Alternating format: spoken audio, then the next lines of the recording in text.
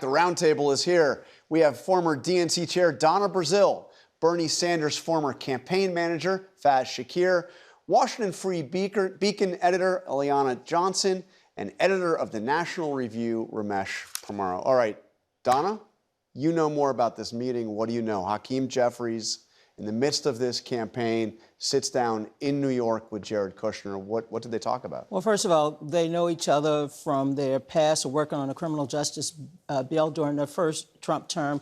Look, Leader Jeffries is focused on winning back the House, and I'm sure he wanted to inform Mr. Kushner of the Democratic Party's priorities, which is to have a governor majority that delivers for the American people, talks about affordability, but there's no question that the White House is reaching out. They are making overtures. They're trying to figure out what the Democratic agenda might be because they know Democrats have a great chance of winning back the House as well as the Senate. The Times says the rare engagement, this is a quote from the article, was held in a private space in New York City offered up by a mutual friend of the two. Tell me, Ramesh, the White House doesn't have this meeting unless they think it's a real possibility Democrats take over the House. This is not a White House that has prioritized strong relationships with the Democratic Party in Congress. Yeah. And so, yes, I don't think it's a vote of confidence in Republicans keeping the House. And it's not going to be received that way among House Republican campaign leaders. Look, John, I think we're told they talked about that Jared Kushner wanted to talk about housing, immigration, and the cost of living. The president may very well think if the Democrats take the House, he wants to work on some legacy issues with the Democrat-controlled Congress. I think if the Democrats take the House, they're going to be focused on three very different things, and those are investigations, investigations, and investigations. Yeah. In his State of the Union, the president said he was going to offer a great American health care plan. Breaking news, he has not. He's cut about $1.5 trillion from health care over the past next 10 years, Medicaid and Obamacare subsidies. The opportunity for Democrats to offer, when you say cost of living, affordability, health care has got to be up there. If you talk to regular working class people, this is number one. And so I'm hoping that that's a demand of Jared Kushner. What do you got? Is there a plan? And the Democrats should have one. In addition to that, AI data centers, right? The regulation. In his State of the Union, the president said, we're going to ban private equity, purchase of large institutional housing, we're going to cap credit card interest rates, we're going to do all these other progressive things. Those could form the basis of working together. I'm glad they're talking, but I don't hold out a lot of hope that the president is thinking about working class people right now. Okay, but let's go to the next, let's do the hypothetical. Democrats win, they win the House, maybe win the Senate. They're going to want to go after Trump hard in the investigations, Ileana said. But what I hear you saying is there is real possibility.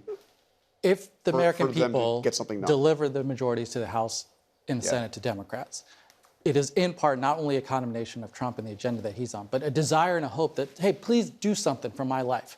And I hope that many Democrats are thinking that, hey, just because President Trump is in office doesn't mean he won't sign some stuff. If you passed a minimum wage increase and put it on the president's desk, would he sign it? I don't know. But it is incumbent and a responsibility on Democrats to say, hey, now that we have power, we're going to give you an agenda that works for working class people and force the president to have to veto some stuff. And we have to make sure that we protect the social safety net in this country. There are millions of Americans, as they prepare to get their kids back to school, they're suffering.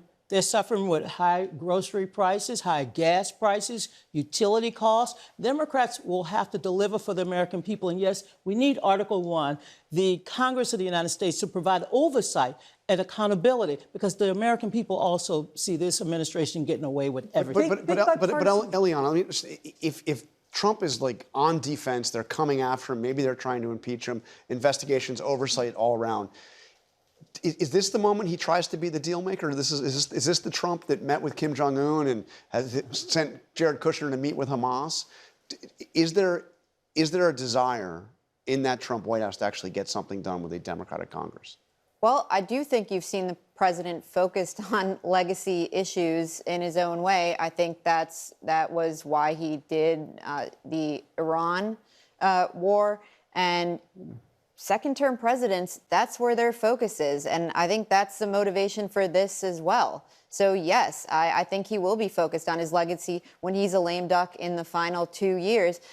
By contrast, I think Democrats, if they take the House, if they take the Senate, they're going to be focused on the White House. It's natural. The second the midterms end, they're going to be focused on 2028 and what those investigations can produce to better set them up to take the White House in 2028. Y'all are really scared when you think I that's feel going on. as though the standards are being set way too high here. A big bipartisan cooperation on things like housing, I do not see. I would be surprised if we didn't have government shutdowns in the next Congress with the Democrats controlling Congress and the Republicans in the White House. I think getting the bare minimum done is going to be enough of a challenge without trying to accomplish major bipartisan achievements. Shutdowns is what we saw the last time Democrats took over in the middle of a Trump term. So let me ask you, you brought up the issue of data centers, Faz. What did you make of what we heard from Greg Abbott? I mean, this is like a...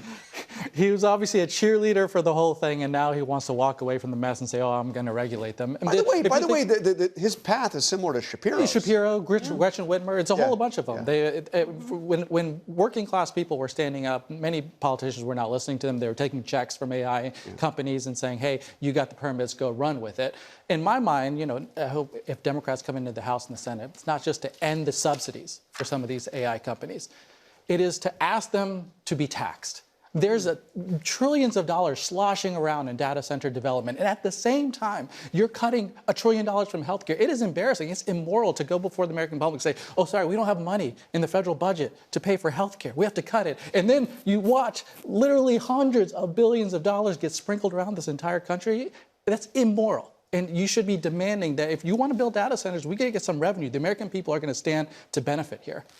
Is that an argument Trump would be open to? Republicans are in... I mean, he has already nationalized some, partially nationalized some companies. He might be open to that, but the problem that Republicans have right now is AI is the success story in this economy. Without AI, it is a very bad economy. With AI, it's a mediocre economy. It's certainly driven all the stock market gains. And Republicans are already in a hole on the economy, and now there's this political attack on the part of the economy that's actually working, and it's a popular attack. That's the problem. When you have people from rural Georgia and places in Virginia and everywhere across this country, they're opposed to these centers because they don't see the companies investing in the community. They don't see the companies investing in the local workforce. They don't see the companies doing what is necessary to get the buy-in from the citizens, not just the politicians. That's why this is another populist issue out there that's going to hurt Republicans. Well, look, and because it's rapid change that people don't feel they have control over. It might help the economy. Look, we all know if you have stock in some of these companies that you may have gotten a little bit of, got some money. But at the same time, it is devastating these communities. They get the noise, the buzzing. They get the fact that their water bill, their electricity bill. People are feeling pollution. Yeah. And they don't want grok. I mean, I don't think working class people are being sold, oh, grok's going to be so great for my life, or that my kids are going to be addicted to screens and sitting in the classrooms watching AI. The whole notion of, okay, building the data center to do what? Don't fool yourself. I don't think people are sold on even that. Well, I don't blame Greg Abbott or Republicans or any of the Democrats for making the argument that they're making. Their job is to win elections, but I think they're wrong. And one of the words that none of them said is China.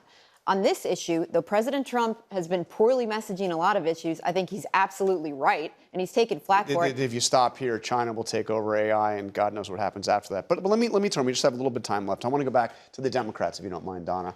We saw the primaries. We saw another Democratic Socialists of America member win a race in Florida for Democratic nominee for governor.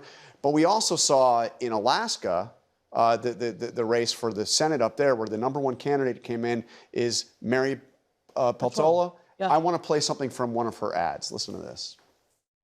There's only one thing that matters to me: getting the job done for Alaska. And I'll take on anyone, including Democrats, anyone in the lower 48 who doesn't understand what Alaska needs. They don't get that resource development is about our survival. They don't get that firearms are for feeding our families and protecting ourselves. That a secure border keeps all Americans safe. So a lot of attention on the DSA progressive candidates that have won. They've won some key races.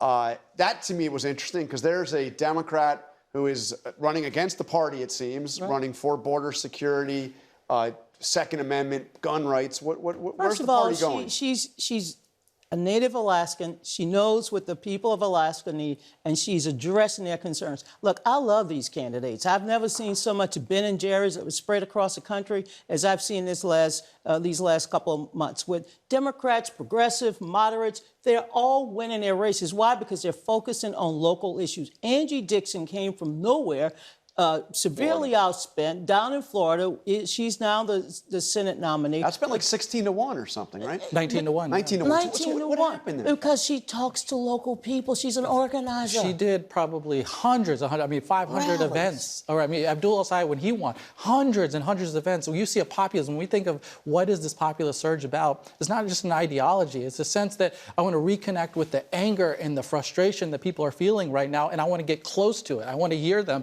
And right now, the worst politicians right now are sitting up on high in Oval Office rooms, detached from the feelings of working class people. Reality. Yeah.